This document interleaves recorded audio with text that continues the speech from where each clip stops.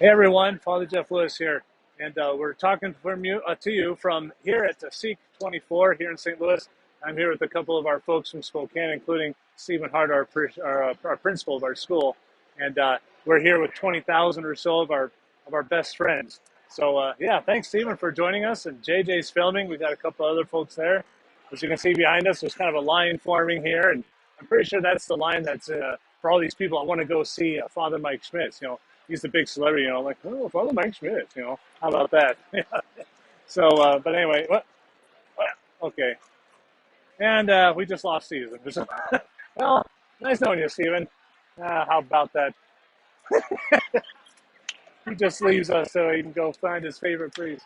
All right. The real reason we're making this video, though, is we've begun this, our Saints of the Week, our Saints Marching video series. And JJ and I thought we'll make our one for this week while we're here at Seek. So back to our video series. Our Saint of the Week this week is Saint Andre Bessette. And his memorial is January 6th. So as we're recording this, it's January 2nd. So his feast day is in just a couple of days.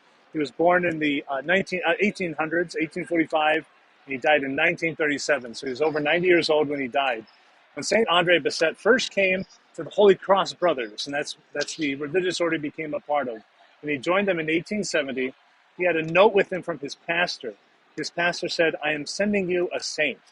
But the Holy Cross Brothers found that difficult to believe. He had chronic stomach pains, and it made it impossible for young Andre to hold any kind of job for very long. And ever since he was a boy, he would wander from shop to shop, from farm to farm, in his native Canada and into the United States, staying only with his employers until his employers discovered just how little work he could actually do. So he was constantly on the move because he was kind of useless for physical labor.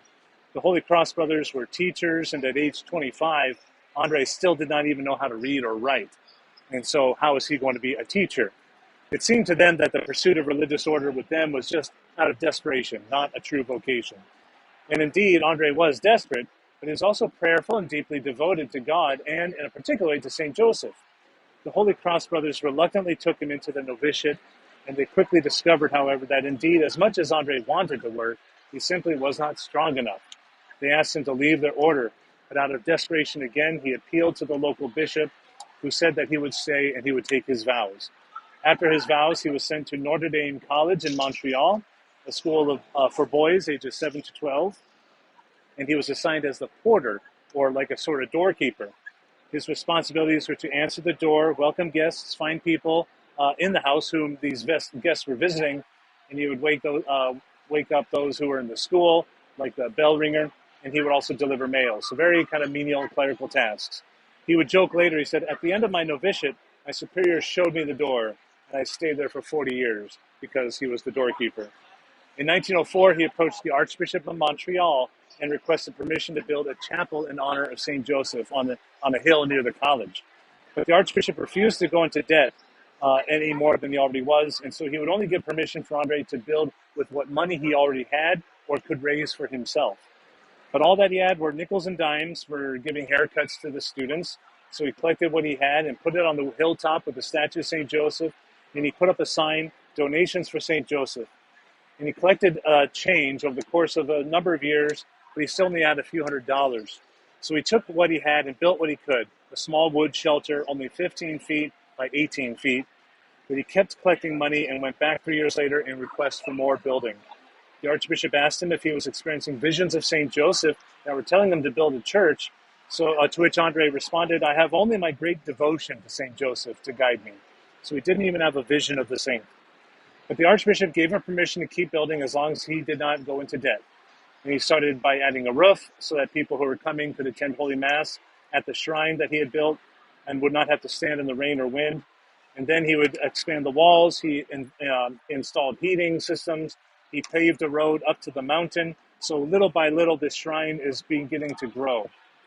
And then finally, he built a place for him and some others to live full time to care for the shrine and for the pilgrims who would come. Through kindness, caring, and devotion, he helped many souls experience healing and renewal on that mountaintop. There were even cases of physical healing. But for everything, Andre thanked St. Joseph. So despite the financial troubles that prevented him from building a larger structure, he himself never lost faith or devotion. He had started to build a basilica on the mountain, but the Depression that hit the world interfered. At 90 years old, he and his co-workers put a statue of St. Joseph on this unfinished, unroofed basilica, and he was so ill that he had to be carried up the mountain in order to see the statue in its new home. He died soon after this on January 26th of that year, and he did not get to live long enough to see the basilica as it now is. But it is complete. It's in Montreal. It now stands as the most beautiful and most famous churches on the North American continent. And because of that achievement, because of the reputation of miraculous healings and his devotion to St. Joseph, St. Andre Bessette himself began to have a gathering of devotees and be venerated as a saint. And he was canonized not that long ago. And so we have St. Andre Bessette. Thank you for tuning in. St. Andre Bessette, pray for us. Thank you all very much for joining me, and join me again next week for more Saints Marching. God bless you all.